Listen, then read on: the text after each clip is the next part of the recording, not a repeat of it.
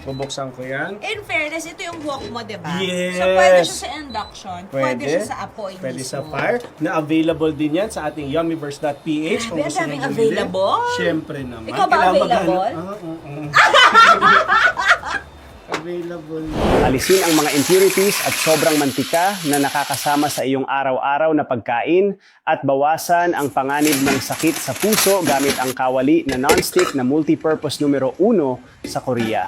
Alam mo ba na ang paggamit ng karaniwang kawali ay maaaring magdulot ng mga carcinogens sa pagkain? Kapag madalas itong kainin, ang dami ng mga lason na ito ay naiipon sa katawan na nagdudulot ng mataas na panganib ng sakit. Sa matibay at maganda nitong disenyo, pati na ang advanced na teknolohiya, ang kawali na non-stick na multipurpose ng Korea ay solusyon sa pag-aalis ng mga nakakasamang impurities upang masiguro ang kaligtasan ng pagkain. Ang pagkain ay luto ng pantay-pantay at hindi nasusunog, maaari kang magluto ng hindi gumagamit ng mantika. Protektahan ang iyong kalusugan at ng iyong pamilya. Tos.